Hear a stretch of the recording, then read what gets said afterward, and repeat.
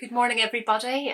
My name is Joanne Taplin. I'm from Beeston in Nottingham, and we would love to have been there this morning with you, but unfortunately we're in tier 3, so we've got to stay put, I'm afraid. So today we're on our third week of our series of Flourish. How do we flourish in the current circumstances? Which is especially poignant for me today because I'm stuck in the house. Just looking back through the last few weeks, I'm just going to remind us what we were looking at. Alad spoke 2 weeks ago, I think now, and he spoke about how it's possible to flourish when we are in sync with God. In fact, not possible, but essential that we're in sync with God if we are going to flourish.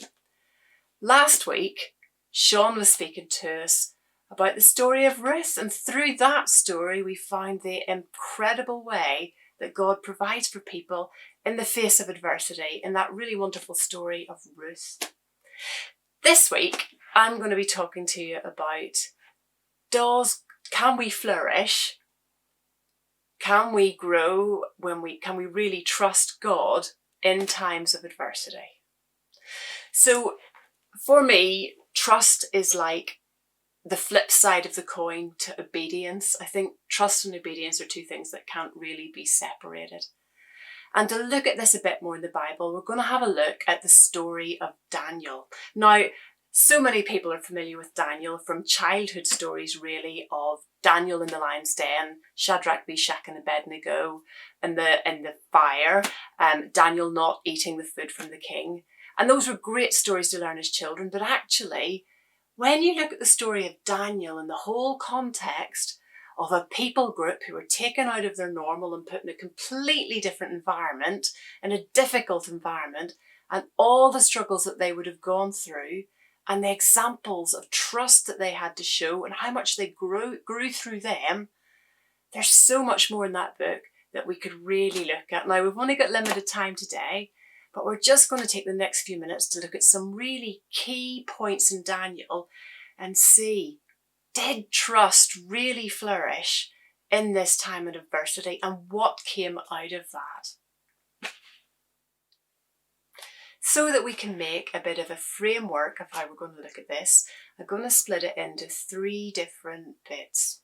The first bit we're going to be looking at is, how did Daniel respond to this situation that he found himself in? So another way would be saying his external environment that he's found himself in. After that, we're going to look at, how did Daniel conduct his relationships with his fellow believers?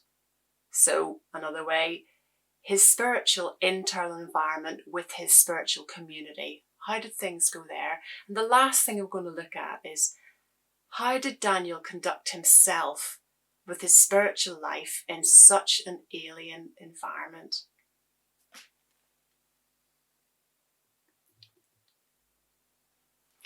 Okay, I'm going to read to you some of chapter 1 of Daniel, which is the very first story that we come across about Daniel.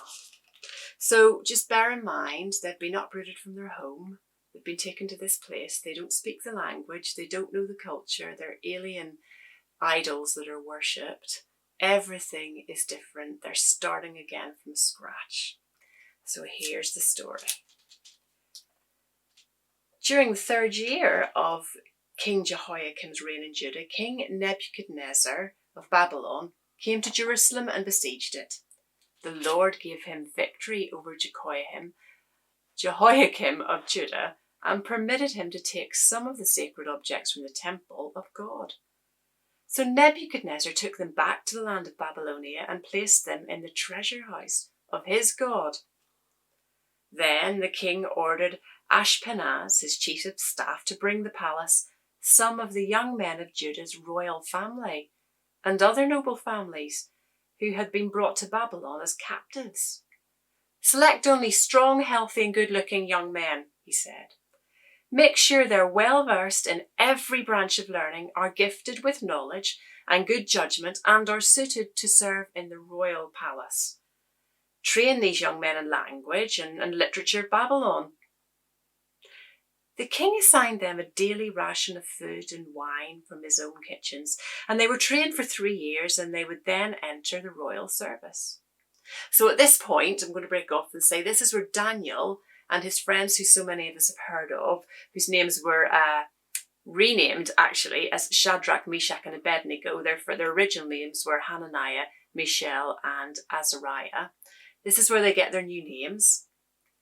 And Daniel and his friends go along with the new names, but then this is what happened next. Daniel was determined not to defile himself by eating the food and wine given to them by the king. He asked the chief of staff for permission not to eat the unacceptable foods. Now, God had given the chief of staff both respect and affection for Daniel, but he responded, "I am afraid of the Lord my king. He's ordered that you eat this food, and if you become pale and thin compared to the other youths, I think you'll have me beheaded." But Daniel manages to negotiate with this guy and say, okay, can you give us 10 days and see what we're like at the end of it? So this guy agrees, and at the end of it, as we all know, they look great. They're more healthy than all the rest of them. And God then does something for Daniel and his friends. And this is the verse that I'd like you to just bear this one in mind. God gave these 4 young men an unusual aptitude for understanding every aspect of literature and wisdom. And God gave Daniel the special ability to interpret the meanings of visions and dreams. So they go before the king, and the king really likes them, and they end up serving in the royal palace. So yes, that is a story that we all know really, really well of Daniel, Shadrach, Meshach and Abednego, because that's what we all call them now. But there's just a few points in that story that I think are really especially interesting. For the first time, Daniel and his friends are faced with the name change thing, and they don't seem to mind it too much. But then they get to the next thing, which is the food, which is given to a king. Now, in their laws in Leviticus, they know this is not something that God would want them to do, and they choose to say, well, Daniel chooses to say, oh, I don't think this is a good idea. He doesn't outright go, I'm not doing that, whatever. He negotiates. And the negotiation leads to him being allowed with his friends to do it for a few days. So I would say, when we're talking about trust and obedience, there was an obedience issue there that Daniel held really close to his heart. And that obedience meant that he was going to have to trust that God would honour what he was doing. And at the end of this time, God really had honoured what they were doing. They did look better. They were more healthy. But there was another little thing at the end as well of that. And God gives them something. He actually rewards them. And this wasn't something that I was really aware of before.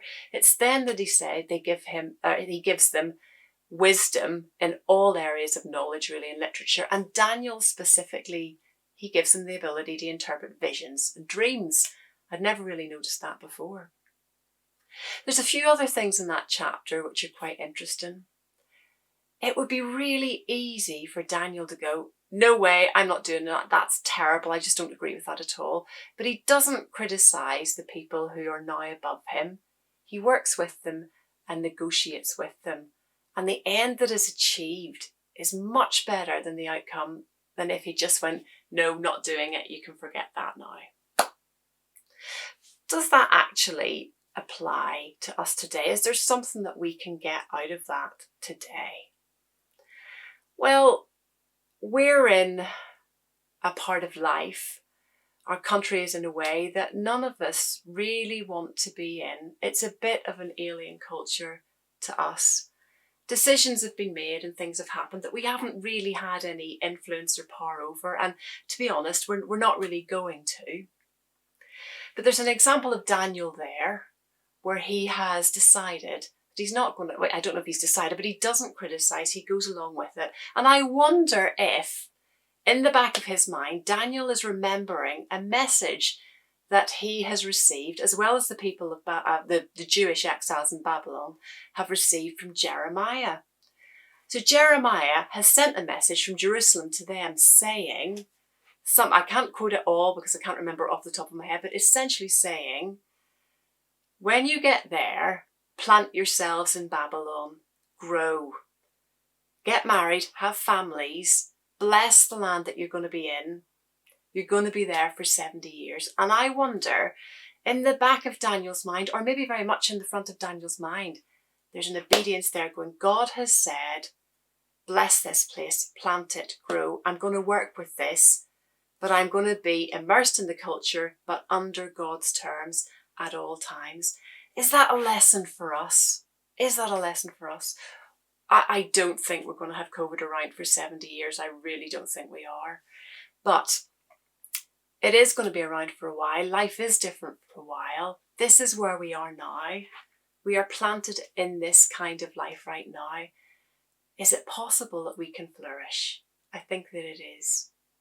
And I think that God gives us everything that we need to flourish in this time.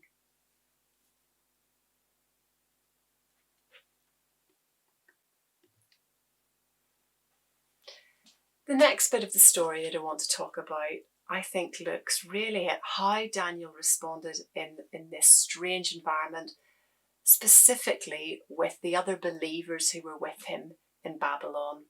So his own spiritual community. So I'm going to read a little bit of chapter 2, and some of it will be me telling you the story as well. So Nebuchadnezzar had a dream one night, and he couldn't sleep because of the dream. So he called in all of his magicians, all of his sorcerers, anybody with any supernatural tendencies he called in, and he said to them, tell me what I dreamed. It really worries me. I want to know what it means. And all these people answered the king back and said, yes, long live the king. Tell us your dream. We'll tell you what it means. But the king said, no, I'm serious. If you don't tell me what my dream was and what it means, you will be torn limb from limb and your houses will be turned into heaps of rubble. But if you tell me what I dreamed and what the dream means, I will give you many wonderful gifts and honours. Just tell me the dream and what it means. Now, the sorcerers clearly know they've got no idea whatsoever what the king has dreamt. And the king is really rather annoyed and reiterates, I am going to kill you if you do not tell me what my dream was. So his astrologers reply back, and there is quite a lot of truth in what they're saying here. They say, no one on earth can tell the king his dream. No king, however great and powerful, has ever asked such a thing of any magician, enchanter or astrologer. The king's demand is impossible. No one except the gods can tell you your dream. And they don't live here among the people. Well, Nebuchadnezzar was very, very, very angry at this, and he issued a decree that all the wise men were going to be killed. And that would have included Daniel and all his friends, because by this stage they were really well respected and had risen quite high in the kingdom. So the commander of the king's guard comes to Daniel and he's about to kill him. And Daniel says, hang on, tell me what happened. So he tells him.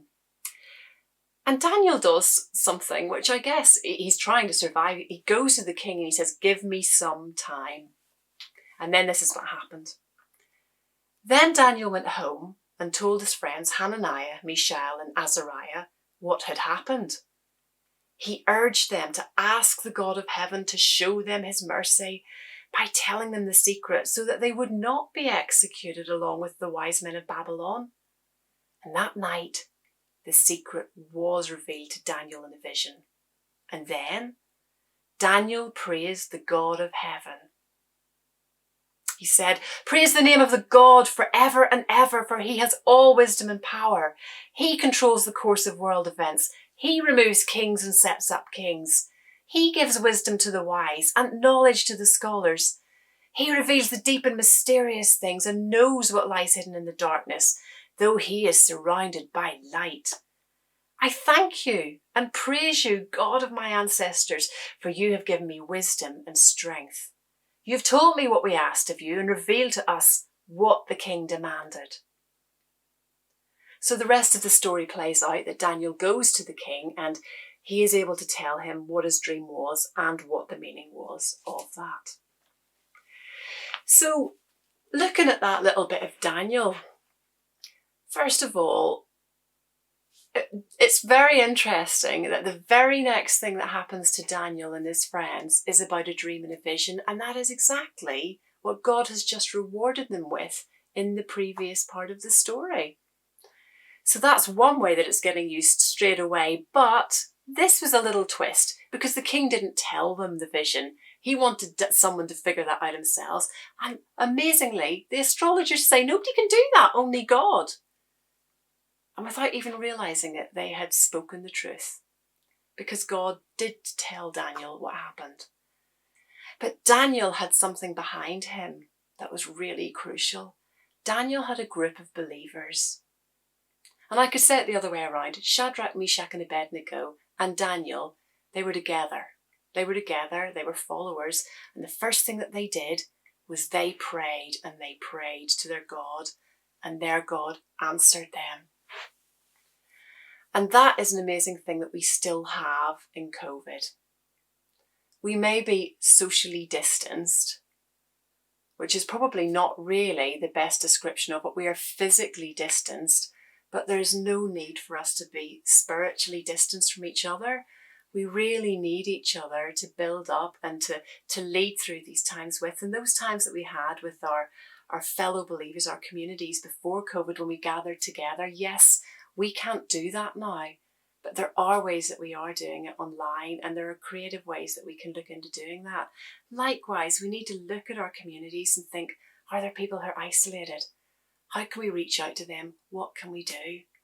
I just want to tell you about one thing that we've done in Nottingham, which has made a real difference just in our own local community in Beeston where we are. A few weeks ago, we decided to start fasting on a Friday for breakfast and lunchtime, and posting on our WhatsApp group to each other things that we were praying for that day. And then at 5 o'clock on a Friday, we meet in a Zoom call, and we meet to break the fast with a communion over Zoom. And over the last few weeks, we've all had communion to get together, as together can be in Zoom. And actually, it's been a time of real blessing to all of us. And that communion has been broken with cheese and toast, with beans on toast, with salami sandwiches. But it's been a real time when it's become a spiritual focus for a lot of us during the week, and it only lasts 15 minutes. But I'm so aware of that community that we have, even though we are not physically close to each other, that it has brought real blessing in this time, and we are seeing people's lives grow and flourish in so many ways. Could that be something that you may be able to do?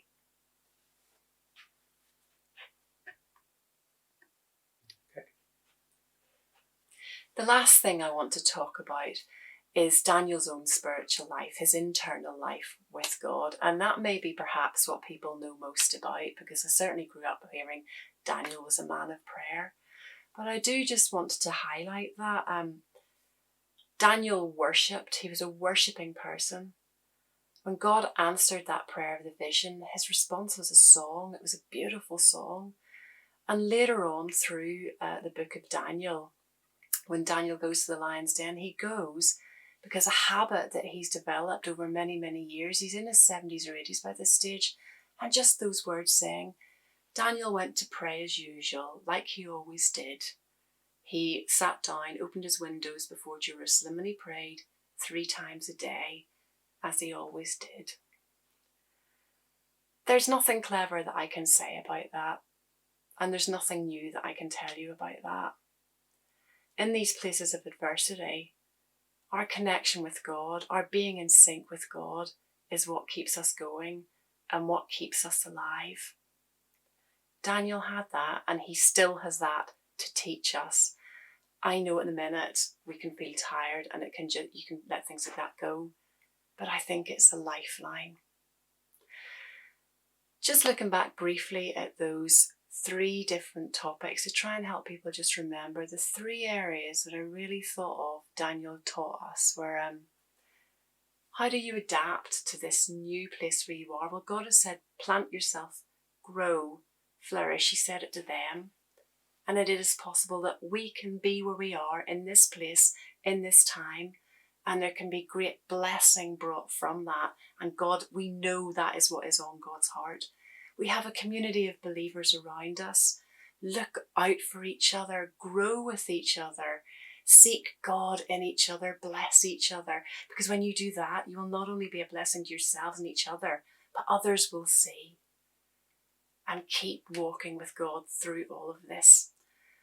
This one thought is my last thought. I remember when coronavirus was first described, everybody talked a lot about the name of coronavirus because it was in the shape of a crown. I remember thinking from early on, you may be world known now because your virus is the shape of a crown, but my God wears the crown, not you.